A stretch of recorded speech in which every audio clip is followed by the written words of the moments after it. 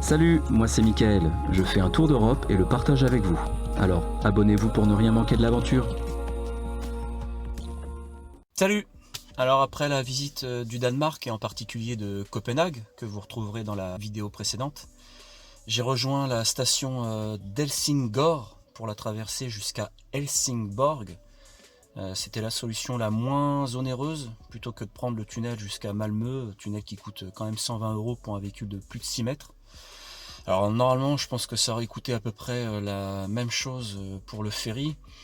Je l'ai déclaré en véhicule de 6 mètres. Et au final, ça m'a coûté que 60 €. Donc 2 fois moins cher, c'est quand même pas négligeable. Alors c'était ma première traversée avec un camping-car en ferry. Autant dire que c'était comme un voyage dans le voyage. La traversée en réalité, elle ne fait que 4 km pour 20 minutes de trajet. Mais j'étais comme un gamin à profiter de chaque instant sous un ciel magnifique en plus.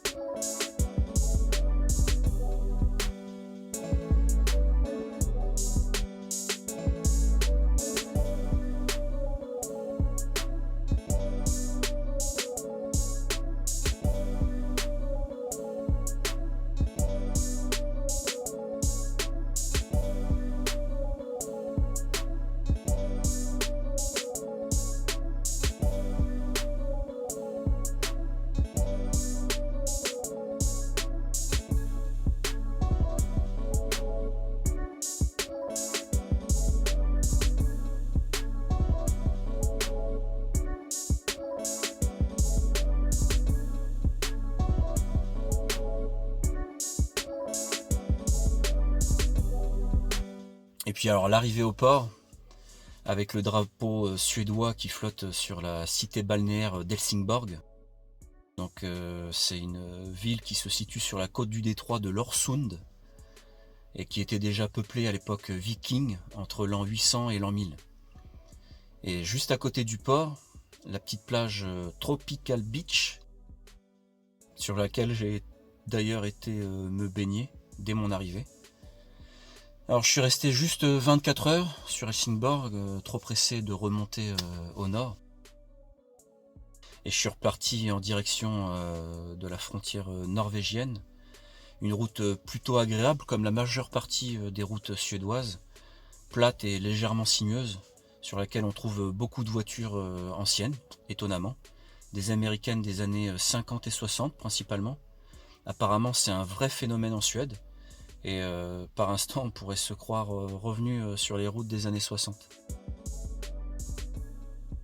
Puis alors j'avais pas vraiment prévu de m'arrêter si tôt, mais quand j'ai vu le superbe pont qui se profilait devant moi, un pont à haubans magnifique et que l'on peut apprécier sans être ni ingénieur ni connaisseur dans ce domaine, et qui surplombait une baie mais vraiment sublime, j'étais obligé de m'y arrêter.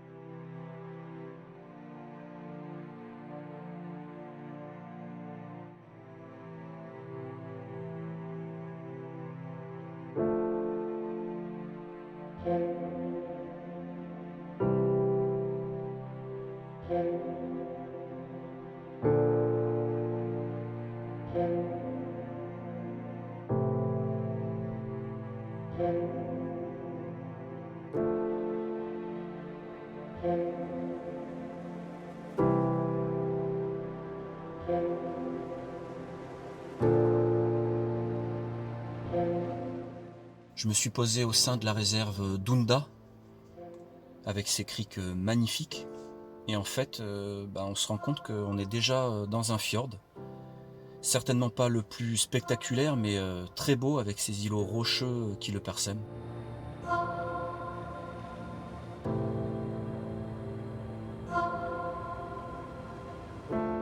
J'ai fait un tour aussi dans les environs et je crois que je suis tombé amoureux de ces petites maisons en bois typiques de la Scandinavie.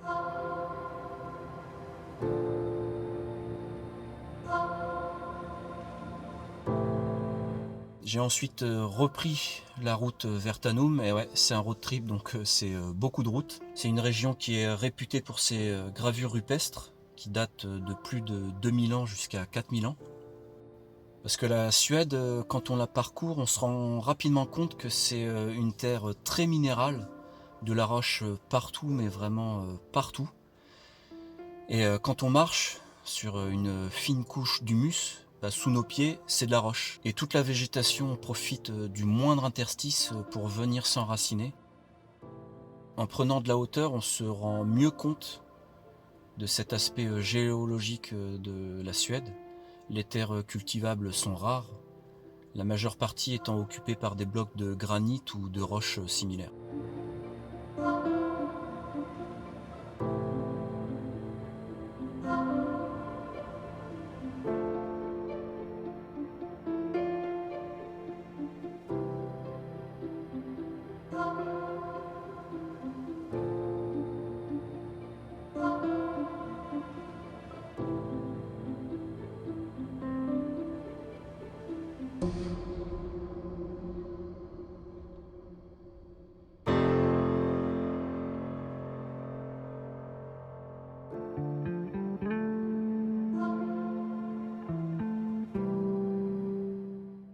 Et donc particulièrement, dans cette région, à l'âge du bronze, des gens se sont dit que ça serait une bonne idée de laisser une trace sur la roche, donc à l'aide de pointes en pierre et de marteaux, et qui représentent diverses mises en scène de la vie de ces peuples, ainsi que des thèmes plus vastes comme les croyances, le voyage et bien évidemment la guerre.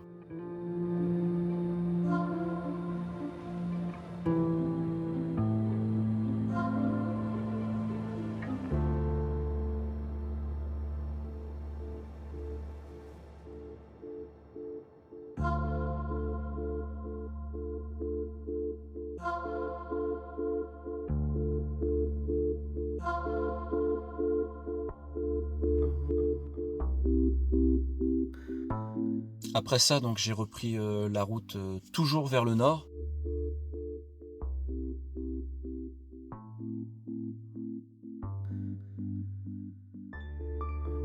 Et je suis arrivé à Krokstrand, sur un spot mais vraiment idyllique, un peu à l'écart, avec vue directe sur le fjord. Il y avait quelques locaux la journée, mais alors le soir c'était tranquille à souhait. Bordé de maisons typiques avec une vue imprenable sur le fjord.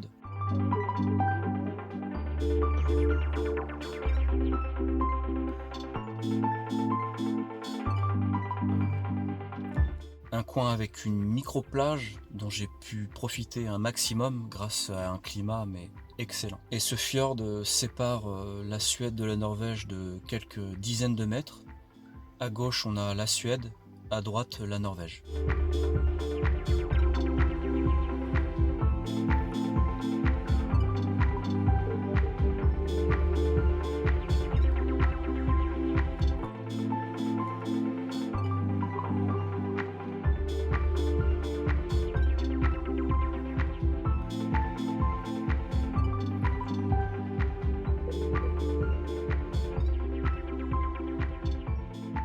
Et ce réveil au petit matin, avec les reflets du ciel sur le fjord, c'était vraiment magique.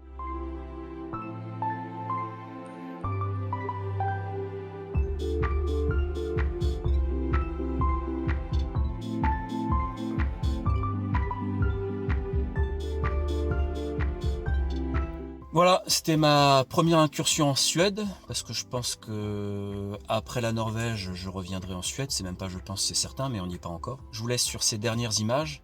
Alors n'hésitez pas à me laisser un petit pouce en l'air, un commentaire, ça fait toujours plaisir, et à vous abonner si vous voulez suivre le reste de mes aventures. Et on se retrouve dans la prochaine vidéo.